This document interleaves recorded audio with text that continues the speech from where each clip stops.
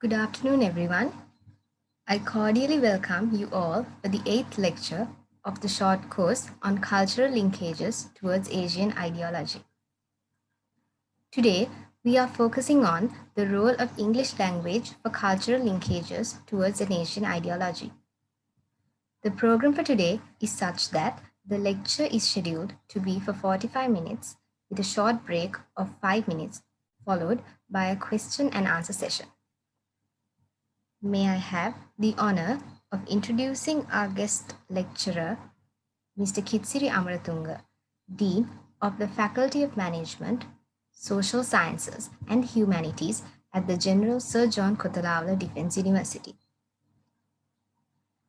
Our esteemed guest holds a Master of Philosophy in English from the University of Kelaniya in Sri Lanka, a Master of Arts in Linguistics from the University of Kelaniya, and a Bachelor of Arts degree specialized in English with second class honors from the University of Peradeniya in Sri Lanka, and has undergone various trainings in Sri Lanka and the USA. Mr. Kithsiri Amaratunga is a senior academic in the field of English language and literature with over 35 years of experience in teaching at various levels and over 17 years of experience in university administration. Mr. Amaratunga has held many important positions at KDU, which include Senior Lecturer in English, Head of the Department of Languages, Chairman of the Editorial Committee of the International Research Conference, and Editorial Board Member of the annual journal The Silhouette. Outside of KDU, he has served at the University of Colombo, the British Council in Colombo, the Advanced Technological Institute in Colombo, the Sri Lanka Institute of Development Administration, and in government schools in Sri Lanka. Mr. Amaratunga's research interests lie in the fields of English and English language teaching, English literature, applied and historical and social linguistics, translational studies, and Buddhist philosophy. He has published research articles in the International Journal of Science and Research, books such as Mega and Words Epitomizing Leadership, related to KDU, and many other articles on a broad range of topics. Sir, we are profoundly honored to have you with us here, and we warmly welcome you to deliver this lecture. Thank you. Good afternoon, everybody, and thank you very much for the introduction. And it is a pleasure to have been invited to deliver a lecture on the role of English language for for cultural linkages towards a nation ideology. As a part of one of the lectures in the series of lectures, and the selection of this topic, the role of English language for cultural linkages towards a nation ideology, is based on the fact that in Asia, we do not share any other language that is common to the Asian nations. So ideally, the English language has happened to be the language that will help us to develop links in the Asian region as well. So that is why this topic was chosen. So good afternoon, students, and you all are very warmly welcome to this lecture. And as I know, most of the students participating in this program represent different faculties, different disciplines, study areas different from engineering, medicine, management, law, and all sort of disciplinary backgrounds. Therefore, I will try to address this topic, bearing in mind that my audience is a multidisciplinary set of students who have different interests discipline-wise. But I'm sure there will be people who are interested in knowing about our cultural heritages, cultural linkages, and about ideology and all these concepts. So with that, I would like to just let you have an overview, look at the overview of my lecture. And I will be giving a basic introduction to the basic concepts that I will be dealing with in our discussion with you this afternoon. And then I will talk about the imperialist project or colonial project and the English language in our parts of the world. And then the post-colonial project and the English language, world Englishes and literatures, globalization and the role of English language, Pan-Asianism, that I called Pan-Asianism versus Eurocentrism, and then the commonalities of cultures and ideologies, then Sri Lanka's contribution towards an alternative ideology and the use of the English language, and finally the conclusion.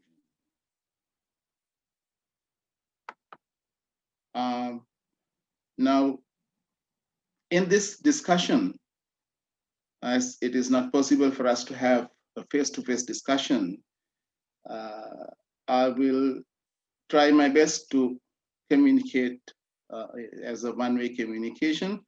But ideally, if there's anybody who is willing to participate, please ask questions or make your interruption and participate. There's no issue, you're welcome to do so.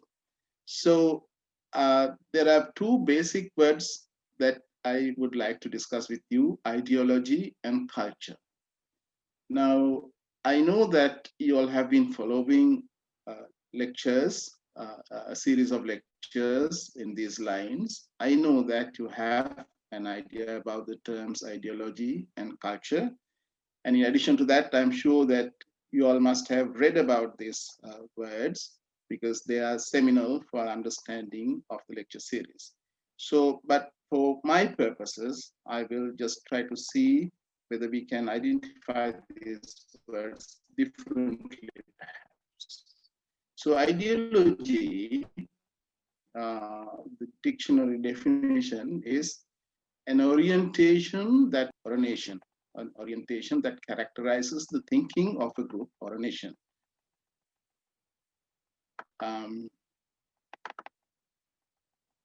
So an ideology is definitely a relative concept. Now, when we say relative concept, we look at it in terms of another ideology. So there are what are called binary oppositions or dichotomies or dualities. Now, these three terms almost mean the same thing, but I want your full attention to these three terms because these will recur throughout my lecture. So binary opposition means, now binary means two, always they occur in pairs. And dichotomies mean the same thing and dualities mean the same thing. Now, for example, rich versus poor, white versus black, ugly versus beautiful. And in your digital world, 1 versus 0. So they exist in pairs. Now, when there's no poor, there is no rich. When there is no white, there's no black. So the existence is in pairs. Can you just ever think of a world, just a rich world without a poor world? And a white without black. So you understand that world exists in binary oppositions, dichotomies, dualities. So when you talk about the ideology also, now ideologies exist in dualities, dichotomies, binary oppositions. So when you talk about Asian ideology, we talk about that as against European ideology.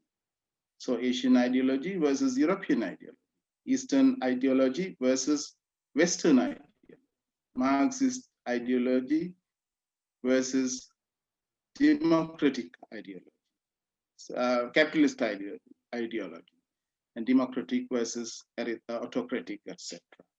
So this understanding of how these ideologies occur is very, very important to follow my lecture. Then the next term is culture. And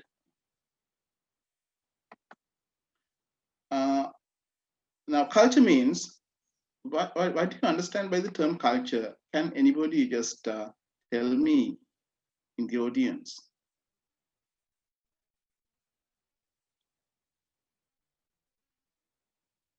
Culture.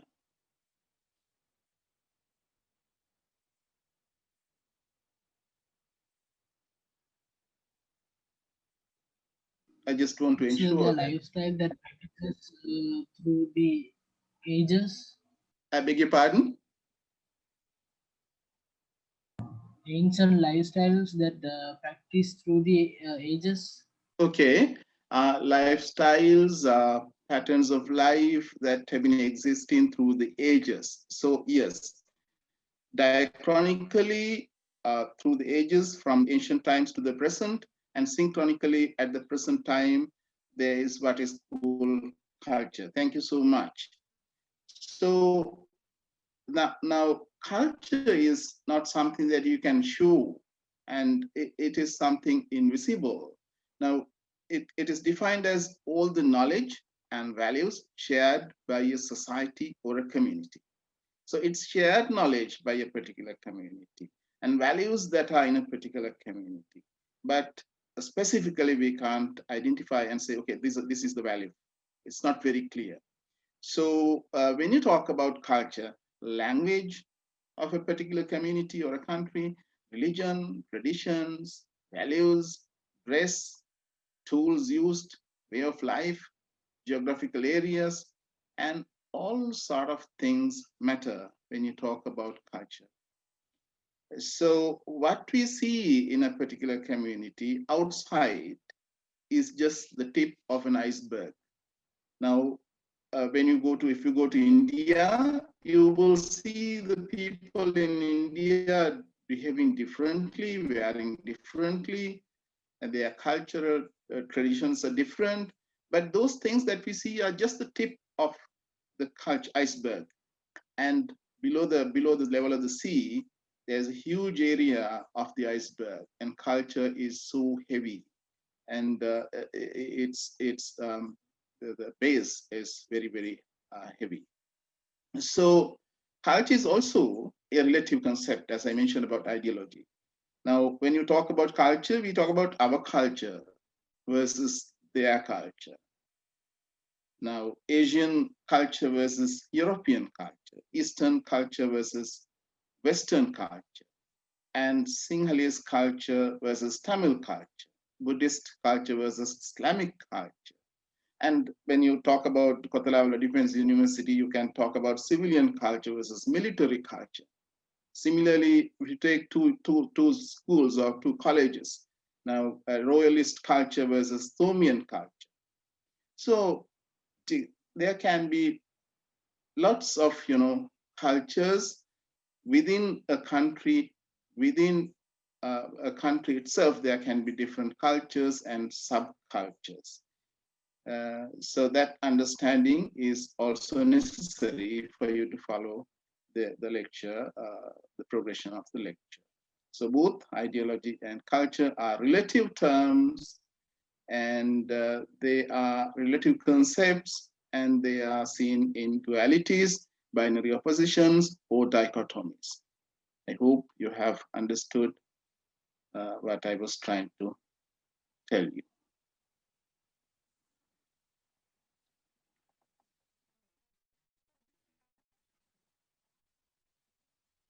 Right. Now, another Western ideology.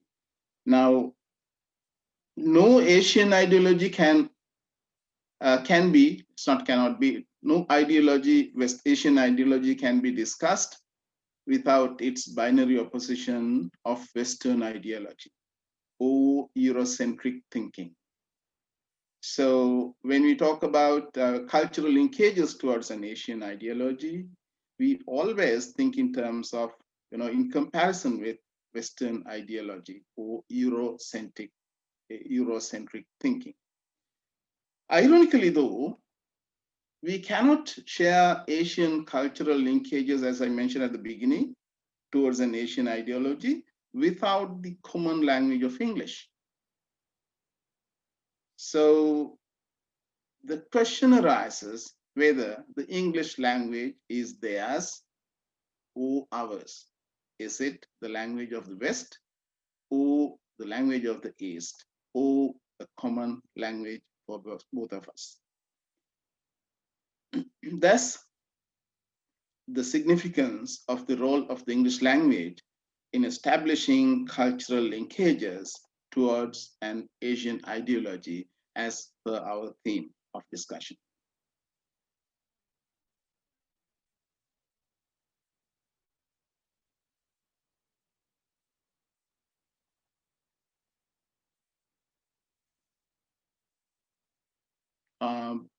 Yeah, then I would like to discuss with you the imperialist project and the English language. When I say imperialist project, you understand that I'm referring to the British Empire. And after the beginning of the British Empire, we got the English language. And there is what is called the imperialist project, and what they wanted by establishing their colonies in our parts of the world. Now, in this one, I would like to talk about a little bit about the origin of the English language. I'm not going to go into a lot of details. If those who are interested can, of course, go in and search about these beginnings. Now, English is a West Germanic language brought into the Great Britain by Germanic invaders. Now, like the British invaded us and brought the English language to us, this English language had originally come from Germanic languages, through Germanic invaders, and this Germanic language belongs to Indo-European language family. Now, when you hear about Indo-European language family, you can see a relationship with India and Indian subcontinent and the Europe. So there is a relationship.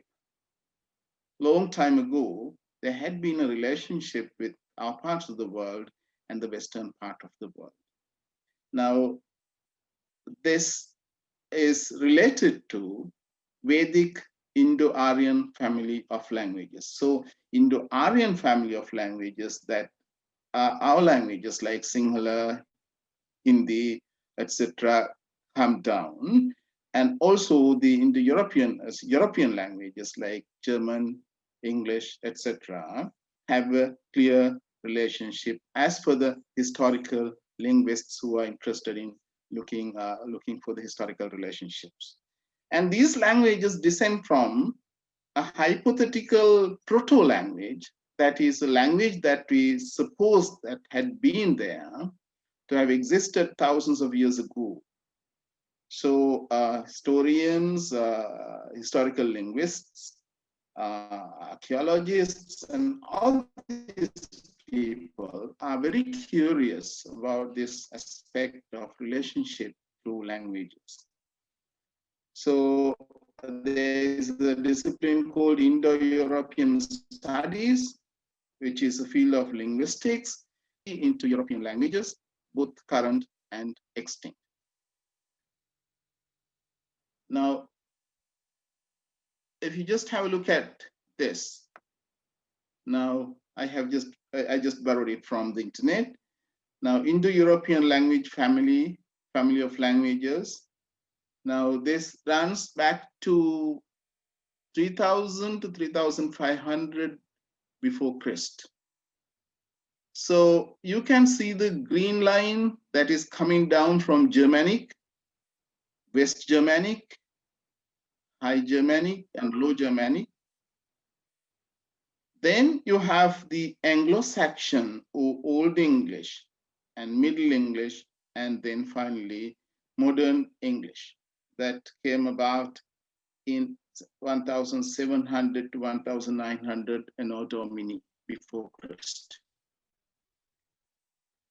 Now, on the extreme left of the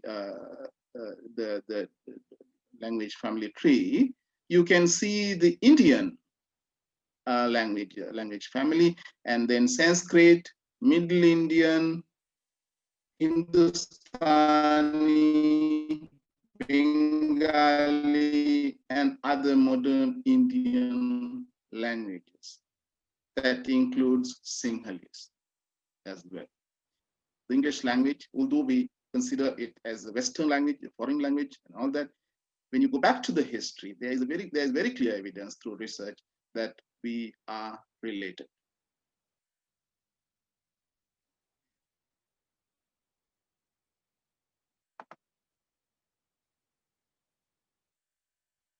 Right.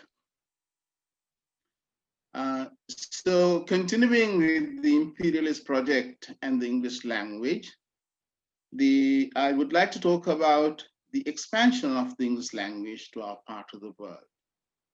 Now, there are two segments identified, what is called the first diaspora and the second diaspora. Now, the first diaspora means the European expansion through trade and explorations in the 17th, 18th centuries. And especially Britain or the English, French, and Spanish were, and then they had going on exploring after Columbus, going on exploring for new lands. And as a result, they have found large land masses with genocide also. And America is one such country where the British went and captured that country, and the Native Americans were there, but they were massacred, and they captured America, that particular landmass. And then later on, America also broke away from the British Empire and established themselves as a separate nation. Now, Australia also is a country where the British, the prisoners were carried there, and they were dumped there, and later on it became their country. And New Zealand, South Africa, Canada, West Indies, and those are countries where the English went in large masses and settled down, and as a result, there are native speakers of English in those countries. So the language of English language that is used in those countries is called first language varieties, or we call them native speakers of English. And then we have the second diaspora through colonization. Now, in the second half of the 18th century, this British also came down to our parts of the world, Asia, especially South Asia, and also to African countries, and they established their colonies in our parts of the world. And in South Asia, countries like India, Pakistan, Bangladesh, of course, it was one India at that time. Later on, it was divided into India, Pakistan, Bangladesh, Sri Lanka, Bhutan, and countries like that. And East African countries, they made their colonies. And so what remains in these countries as the English language is called English as a second language at the present moment. Now, those are called second language varieties. And also, the British influence in the Southeast Asia and South Pacific, once again in the late 18th century, brought in the English language to countries like Singapore, Malaysia, Hong Kong, Papua New Guinea. And then American influence on Southeast Asia, that of course came quite late in the 20th century, as I remember. So Philippine English. Now, Philippine, of course, in a short period of time, the English language was spread in Philippine. Then English language also spread into the neighboring countries of the East Asia, Southeast Asia, and South Pacific. As a result, it was spread not to that extent, but in countries like Taiwan, Japan, and Korea. So as a result, now in the 18th, 19th centuries, English language was spread in a fairly large area of the world. Now, English language in post-colonial Asia. Now, I'm getting onto another aspect, the other aspect. Now, imperialist project and the English language. Post-colonial Asia. Now, during the colonial period, of course, they captured us and they ruled over us, they governed us, and it was the Queen's language that was used. So the language of the rulers, that was very powerful, Queen's language. And language for governance and administration, English became the language for governance and administration, and it became the language for education.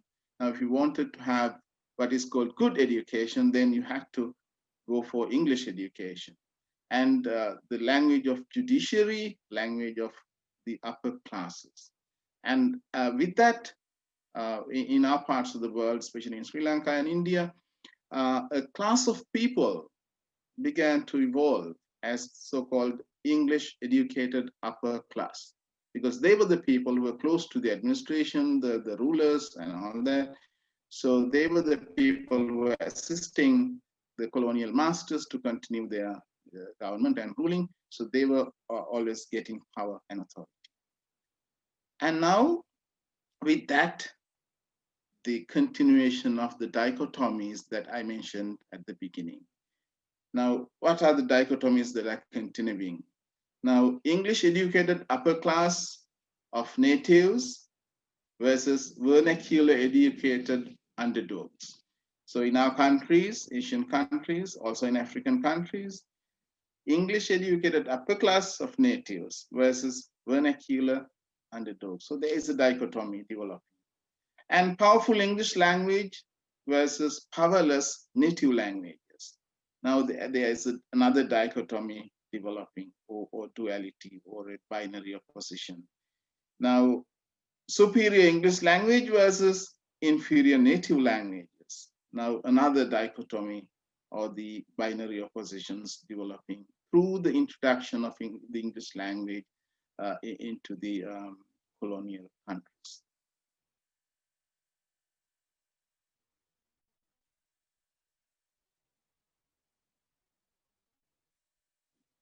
Now,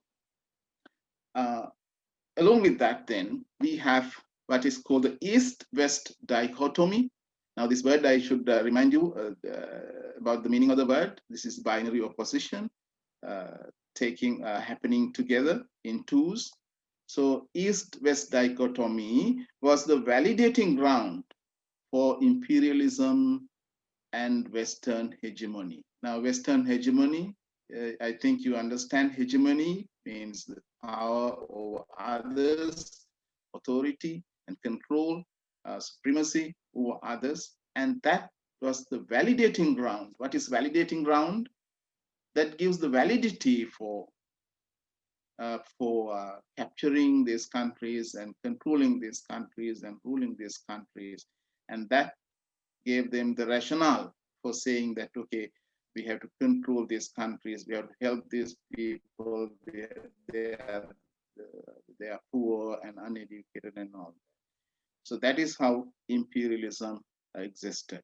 So these dichotomies are like West and East dichotomy, powerful West versus powerless East, cultured West versus uncultured East, civilized West versus uncivilized West, uncivilized East, educated West versus uneducated West, sophisticated West versus unsophisticated East, normal and familiar West versus exotic and strange East. Now, superior culture of the West and inferior cultures of the East. Now, rich West and the poor East. And this is the myth that was propagated by imperialists, Western powers in our parts of the world. And we began to believe in this story. Now, by the mid 20th century, South Asian countries, including Sri Lanka, gained independence from the British Empire. We got it in 1948, and India got it in 1947. So independence that we say we were very happy about. Okay, we are a free nation. But at the same time, there was a problem. The problem is, although we got the independence, the cultural hegemony or dominance continues through the institutions created during the colonial era. So we were not 100% free, and we were free physically, but mentally, psychologically, we were not free. Economically, we were not free. Their dominance still prevailed. So English education, democratic governance, legal system, administrative system, English customs and traditions, where we ate using forks and spoons, those were adopted by the ruling elite. Now remember, the ruling powers were vested with the elite that they had trained in our parts of the world, wearing the European dress and having European customs and speaking the English language. And although they were black skinned, they were white people at their heart. So English language assumes a new role in the British Commonwealth. Now, British Commonwealth means the countries that belonged to the British Empire. Once they were liberated, also they had what is called the British Commonwealth countries. So now the English language of the ruler assumes a different role. Now, but it supports the continuation of the Western hegemony in Asia. The mentality of the people, in local people that had been created continue. So natives believe in their inferiority compared to the West. And we always thought that, okay, we can't compete with the West, and they are advanced and we are not advanced. They are sophisticated, we are not sophisticated. And they are rich and we are poor. And that kind of mentality was there in the people of the original colonial countries. So the English language remained as what we used to call kadua, especially during our time when we were schooling. I do not know in your generations, you are still using that term kadua. Kadua is the symbol of oppression in the disoriented psyche of the natives until perhaps the beginning of the 21st century. So we were afraid to speak the English language. Even if we knew the language, we were afraid to speak the language because we thought, okay, it is the language of the superior. And if you make mistakes in English language, oh my God, people will laugh. And that was the fear people had. And your parents may know, and grandparents may know. And if you have to wear a pair of trousers, and you must know English. If you don't know English, you do not wear a pair of trousers, because if you travel in a bus or a train in trousers, definitely somebody will come and speak to you in English. And that was the psychological scenario at that particular time. And that fear of the English, fear of the language was predominant. So meanwhile, Asian cultures that in effect were much older remained on stone inscriptions and Ola leaf books. Now remember, when you go to in Sri Lanka, when you go to the inside of the country, there are lots of ancient places, caves, inscriptions written in Brahmi letters and Hilla language, but nobody is capable of reading them and understanding them today. And because we have been, exposed to a foreign culture, foreign language, etc., and we have just ignored them, and they are sometimes lying somewhere dormant, and sometimes some of the books have gone to England and they are kept in museums there. The Western powers were here, had taken them, and they have become their property, especially Ola leaf books and all that. And now the English language in post-colonial Asia. So as I mentioned, English considered as Kadua, the symbol of oppression. But later on, something happened for the English language. And gradually, English language developed into regional varieties, what are called world Englishes of their own identities. Earlier, people thought, okay, if you speak English, you have to speak the British English, and you have to follow their pronunciation, their way of talking. And some of our ancestors believed that, okay, we are the best English speakers and we are the best emulators of the British English. And we were providing lip service to the idea that, okay, British English is the best English. And with later on that America coming prominently, and some people started saying, okay, American English is the better English, and that is better than the British English. And all these became myths with the development of new varieties of English, regional varieties or dialects. We now have what we call the Indian English, Sri Lankan English, African English, and English is identified by the name of the countries because they have evolved to some extent in those countries, separate from the British variety.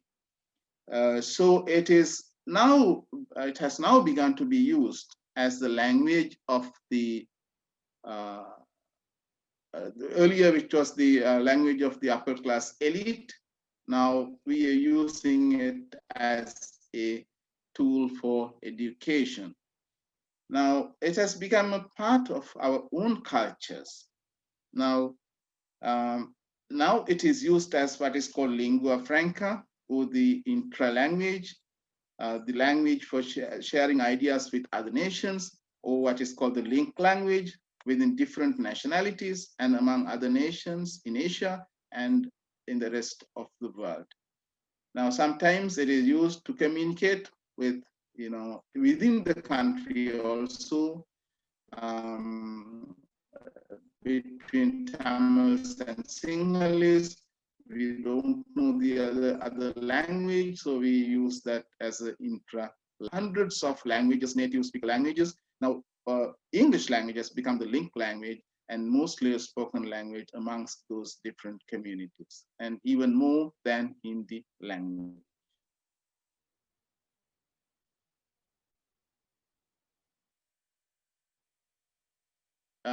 So when you talk about these world Englishes, there is a name that we cannot forget. That is Braj B. Kachru. And he has developed a model of world Englishes. And in that model, he has a, I will show you which I have borrowed. Yes. Now, 3 circles of English that Braj Kachru identifies. Now, what is called the inner circle, the language used in UK, USA, AU, that is New Zealand, etc., Australia, New Zealand, etc. Now, as per this thing, about 380 million speakers of native English as a native language. And then it may be different now, the number. Then there's that is called outer circle, into which India, Nigeria, Philippines, Bangladesh, Pakistan, Malaysia, Tanzania, Kenya, non-Anglophone South Africa and Canada, and also Sri Lanka belong to. And in that, there are 150 to 300 million speakers, and there we use it as a second English, as a second language. And then we have the expanding circle. Now the language is expanding into other areas like China, Russia, Japan, and most of Europe, non-English speaking Europe, Korea, Egypt, Indonesia, etc. It is the same thing that is depicted here in a circle, providing, and the grammar and the rules and of the language, the norms of the language are given by these native speakers, first language speakers, and others depend on what they say, what they teach the other countries. But outer circle, that is identified as norm developing, and we are developing our own norms of, English language, and especially in former colonies like Sri Lanka, Pakistan, India, Bangladesh, etc.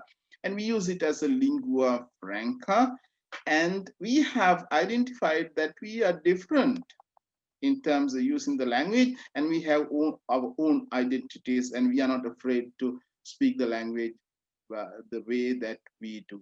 But still, we retain that understandability of the language for anybody in the Western world. But the pronunciation especially are different, because we cannot pronounce the words the same way the British do, and there's no requirement as such as well. So these Englishes, the people who are using them are proud about their Englishes, and there is an autonomy as regards the usage of this language. And in the expanding circle, that is norm dependent, and they depend on the norms of the other countries. Where there is no historical or governmental role, mainly learned for international communication in countries like China, Japan, Russia, Nepal, South Korea, Egypt, etc. And then the classification, once again, we were talking about the same thing. So that is called native language, in English for ENL, English for as native language. That is the primary language of the majority, UK, USA, Australia, etc. Then in the international or international communication, lingua franca, that is as a result of the imperial expansion in our parts of the world, South Asian countries, India, Pakistan, Sri Lanka, etc., and foreign language. In China, Japan, Korea, etc., it is learned as a foreign language almost exclusively for international communication. This is the same thing. Now, this is the gentleman called Braj Khashru, and he has, of course, used Sri Lanka also in this one, in the middle circle. You can see Sri Lanka as well, English as a second language variety.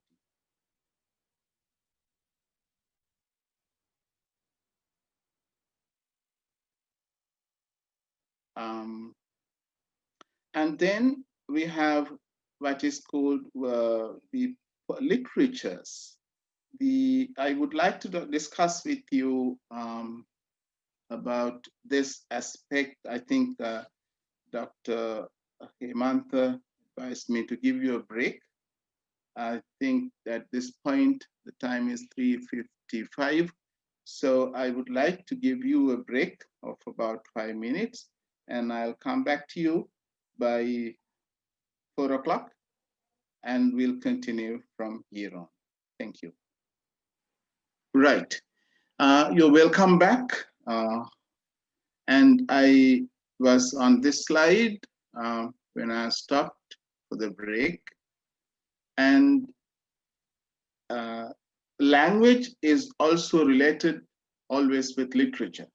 And when we talk about singular language, we can't talk without talking about singular literature. These are interconnected. And so this aspect of what is called post-colonial literature is very important in the discussion. Now, the role played by language as well as the literature. So there is what is called post-colonial literature or new literatures. Now, this is the literature by people from formerly colonized countries, written in the English language. Now, I told you that now by this time, the English language has become, different, and different varieties of language had begun to be there. And now there's new literatures. In these new literatures, they address the problems and consequences of the decolonization of a country. Now, when you decolonize, there existed more problems than being colonized. And even to date, countries like Sri Lanka, India, and even African countries, even after years and years of decolonization, there still exist problems because of the impact made by the colonization and the changes that were brought into our systems. So they especially deal with questions relating to the political and cultural independence of formerly subjugated people. And they deal with themes such as racialism and colonialism. Now, the racialism that exists in our country between minority and majority communities are part of this colonial enterprise. And still we are suffering, even the war, the battle that we had are due to those scenarios. So so these writers of new literatures came out strongly, depicting a world of their own through the language of English. And before that, what was there is the colonial literatures. Now, the literatures written by the British about our parts of the world. Now, literary theories too evolved around the subject, addressing the role of literature in perpetuating and challenging what post-colonial critic Edward Said refers to as cultural imperialism. So literature helps to maintain culture, and then although the imperialism was not physically there, then there was what is called cultural imperialism. So there was a culture established in our parts of the world, which was not the same as the culture that we used to have in our parts of the world. So culturally, then imperialism existed, and as a result, the hegemonic world as well. Okay. Now, there are two very important books in terms of theorization. Now, students, maybe some of you are interested in knowing more about this. And if you are interested, you will have to find these two seminal works. Now, one is Orientalism by Edward Said in 1978. And the other is a very important book called Empire Writes Back, written in 1989 by Bill Ashcroft, Gareth Griffith, and Helen Tiffin, who are post-colonial theorists. This may sound a little bit difficult for people who are not having some background about literature and all that, but I know that there are students in other areas like medicine, engineering, etc., as well, who are interested in literature as well. So Orientalism by Edward Said, and that critiques it questions the Eurocentric cultural imperialism. Now, cultural imperialism is Eurocentric. Now, it is centered around Europe, and whatever the things that come are Eurocentric and we are just the prisoners of the system. And he was critiquing that. And he describes and critiques the West's portrayal of the East. Now, East is portrayed by the West, and that is how they look at the East. And it is also called the Orient, Asia. Oriental means Asian, our parts of the world, as against the Western and European, Occidental and Oriental. So you have what is called Oriental music and Occidental music. Oriental music is music that belongs to our part of the world. So, so the Orient, Asia, North Africa, and the Middle East. And now, for instance, now E.M. Forster's Passage to India is an example that was written in 1924. And it's an Orientalist work. And the Englishmen portrayed about India. So that is not the real India, but the way they looked at it. And then in our country also, there's a book called The Village in the Jungle, which you may have read, or the Sinhalese translation, Baddegama, which was filmed later on, where Kithsiri Amaratunga acted as baboon. And Leonard Woolf's The Village in the Jungle. Those are Orientalist works, and these are portrayals of, our parts of the world through the eyes of the Western people. And Orientalism is a book that questioned, critiqued how they portrayed our parts of the world. And then the other book, Empire Writes Back, in 1989. And that is the radical critique of Eurocentric notions of language and literature. Now, Eurocentric notions of language and literature. It investigates how the post-colonial texts constitute a radical critique of European notions of literature and language. Now, post-colonial literatures are literatures written by natives in the English language, especially Indian writers like R.K. Narayan. You may know some of the books that he has written, Malgudi Days, The Vendor of Sweets, The English Teacher, and there are a numerous number of books that are written by R.K. Narayan using the English that is used in India, giving the English idiom through the English language, and that they are beautiful to read. And Mulkraj Anand, Raja Rao are some of these prominent figures in Indian writing.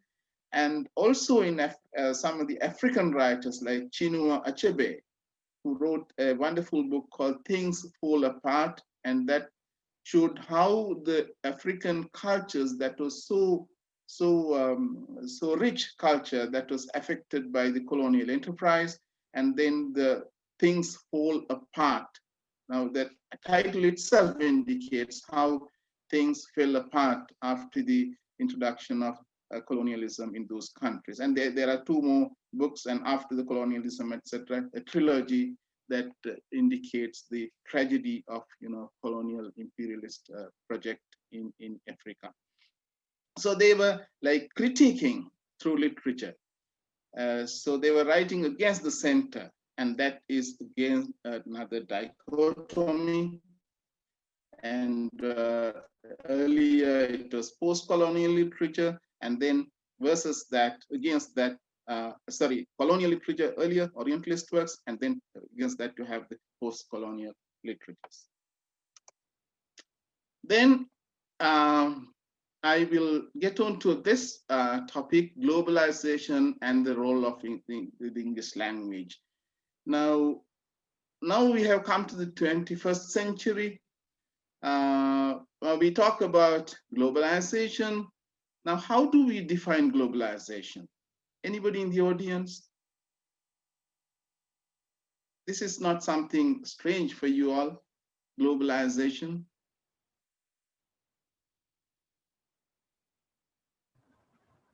It's how the countries connect one to the other, even though it's geographically divided, how it's technologically gets together. Something like that. Okay, thank you. And so there can be like that. That's a good definition and a good attempt. And there can be lots of definitions about globalization. So it is connectivity and, world becoming one, various kinds of ideas about globalization. Now, the question is whether this is a recent phenomenon or a phenomenon that has been happening over the last so many years. I believe that globalization was taking place even at the time of colonialism, and but at a slower rate. Now, with the growth of the internet and communication, uh, the new developments in communication, globalization has become a reality, a faster reality. And then there's what is called economic globalization, cultural globalization, political globalization, etc. Now, the question is it the, as I told you earlier, is it the continuation of the economic, cultural, and political hegemony of the West? Now, it comes in different terms, but in a way, it is the same old cultural, political, economic hegemony of the West. Now, that is what some people argue. Now, globalization speeded up with the advancements of ICT and modern technologies in the 21st century. Now, English language plays a significant role in globalization as well. Now, it works as a tool for communication, not as a clear symbol of power and status to dominate. Now, it works for technological advancements and knowledge sharing. Now, it is used for discussion and propagation of non-European values. And English language is also used as the common language for the whole world. Now, for international communication. So in the globalized world, the English language. Now, as you all know, the internet and the communication through internet takes place mostly in English.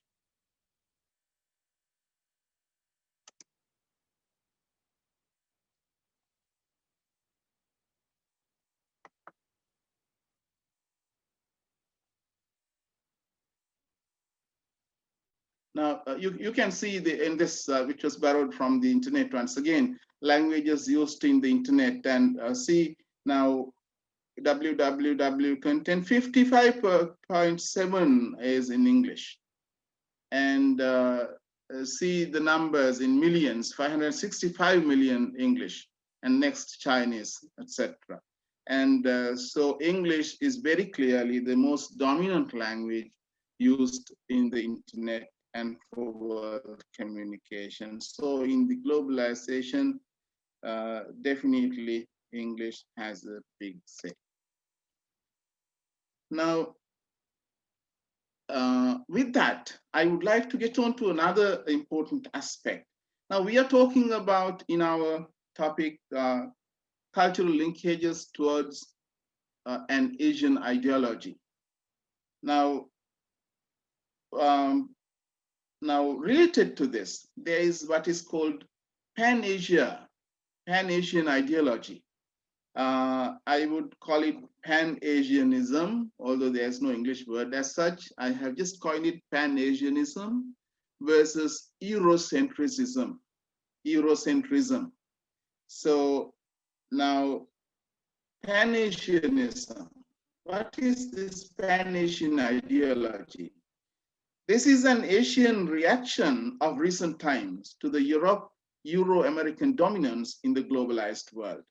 Now, it is led by countries such as Malaysia, Singapore, Japan, and South Korea, these East Asian countries who are becoming economic powers in our parts of the world.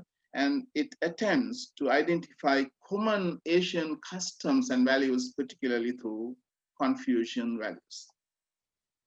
So it is a cultural and a political ideology which defines elements of social norms, ethical values, traditional customs, belief systems, artifacts, and technologies common to the nations of the Southeast Asia and East Asia, both historically and presently. So it is a good attempt to unite Asia around these countries with a pan-Asian ideology, looking for our commonalities in the Asian region.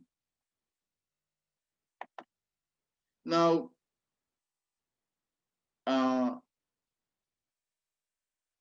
the basic commonality of this pan-Asianism is collectivism or communitarianism.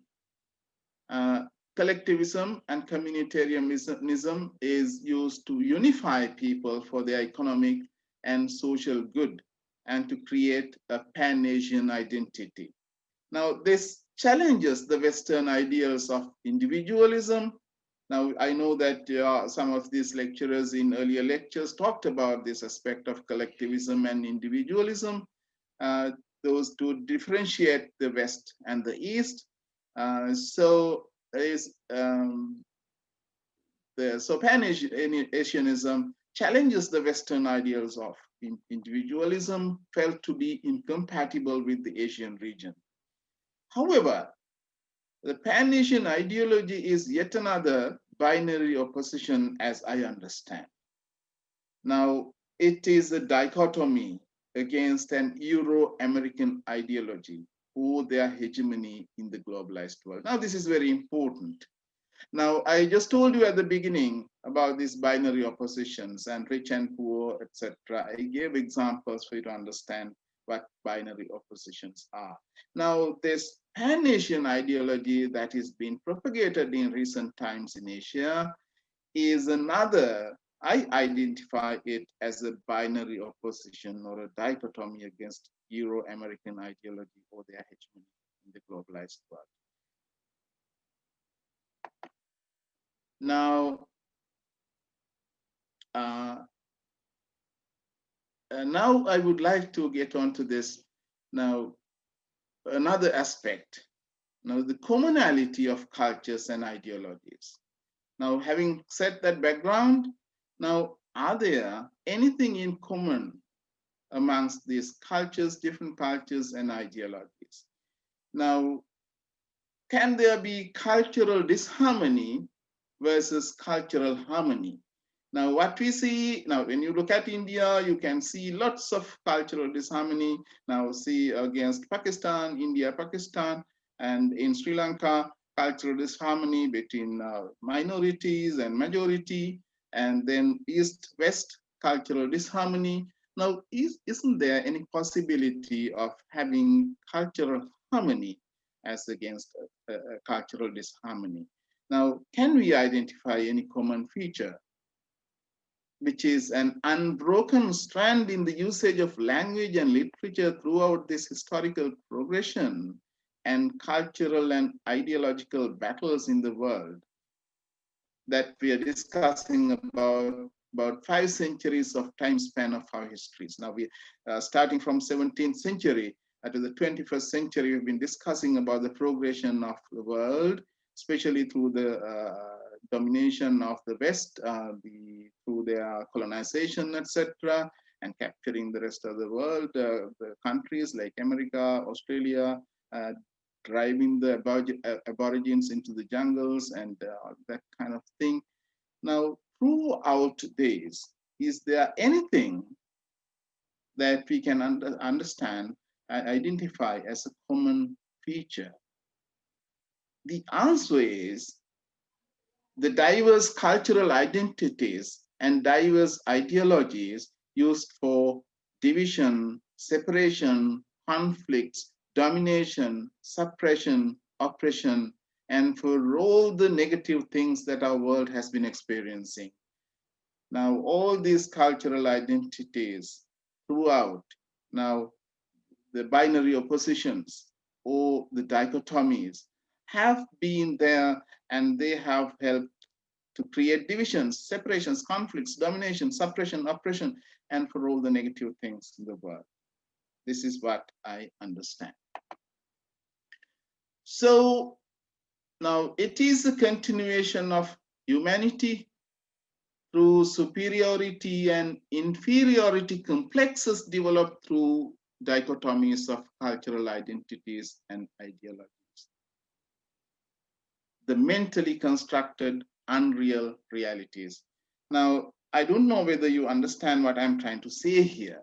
Now, throughout the history, there is this continuation, unbroken continuation of humanity through the creation of complexes, inferiority complexes and superiority complexes. Now, the West consider themselves superior and the East consider themselves inferior. Now, that is what has been happening throughout the colonial history. And then we also talk about superiority in the East, and we talk proudly about ancient histories, ancient cultures that in Sri Lanka, we talk about the culture that, starting from Ravana, we had a very great culture. And during that time, the West was nowhere near. And that kind of argument. So there again, we have the superiority and inferiority complexes developing through these dichotomies of cultural identities and ideologies. And I just call them the mentally constructed unreal realities. These realities are really unreal, and they have been created mentally by individuals and by communities and by countries as a whole. Now, if we understand the true nature of these binary oppositions, that they are in a continuous flux or change. Now, all these binary oppositions are in a continuous flux or change. There is no stagnant position. They are just changing. And although we call Sri Lankan culture, every day it changes, every year it changes, every 10 years it changes, and every 100 years it changes. So everything is changing. So they are in a continuous flux or change. We, the Asians, and they, the Europeans, could genuinely respect different cultural identities and ideologies in a complementary relationship or for mutual respect. Now, if we could do that, now we call ourselves the Asians, and we versus they. Now, they are again a binary opposition, we versus they. And in reality, there is no difference now between we and they, all human beings.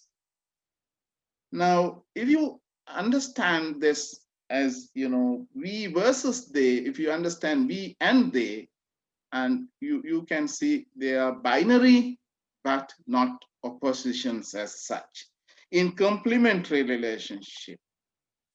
Now, then in such a situation, the result would be compassion, respect, tolerance, understanding, loving kindness.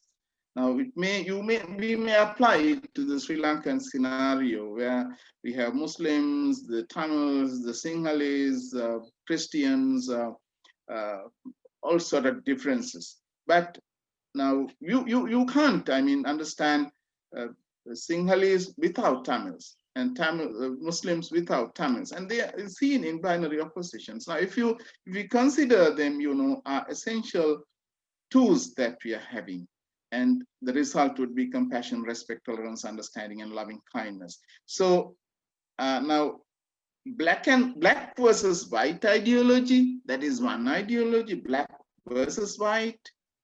And if you can have an ideology, black and white, you will see both together, and one cannot exist without the other. Both are required for a real existence. It is not black versus white, but black and white ideology. So the problem and solution. Now, is Pan-Asian ideology a solution? Or is it a temporary alternative is the question that we have to raise.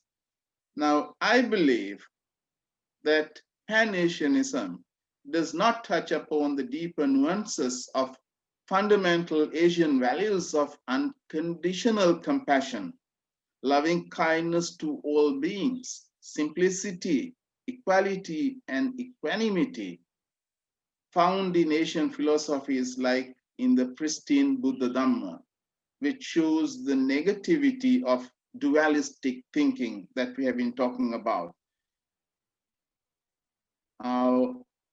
At the root of which exists raga, or mental attachment with liking, and dvesha or dosa, mental attachment with dislike.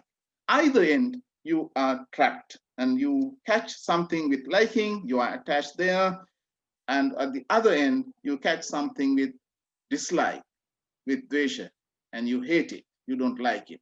So the East-West dichotomy is also like that. Cultural ideologies, dichotomies are all belong to this kind of duality and dualistic thinking, dichotomy. And this constitute the root causes for all conflicts in human existence, raga and dosa. So in conclusion, my dear students, I propose that we in Sri Lanka share the most Asian nations some of the above attributes, irrespective of differences in religions, because at the base of our cultures lie these values that are distinctly identifiable from those of the West. This, I believe, would pave us a path for an Asian ideology that does not compete with Western ideologies. Instead, it will serve as an alternative ideology that anyone, anywhere could share as an ideology that propagates peace and harmony among people and nations anywhere in the world. A universal ideology that can be passed on through the medium of the international language of English as the only language commonly shared by most countries in the world, which I believe is the new role of the English language in the 21st century. And we, the Asians, are grateful to the West, our binary, not opposite, but our binary, the East-West, and we are grateful to them for providing us the common link, the English language. Thank you very much. And the students, if you have any questions, I would like to answer. Yes, sir. Now, English is very important today, but doesn't giving much importance to English make people neglect their mother tongue, which in future might just be a history? Yes. Now there is this danger of now in countries like Singapore, Malaysia, they have made a decision that the English will be the sole working language, and as a result, they are very advanced in the usage of English language.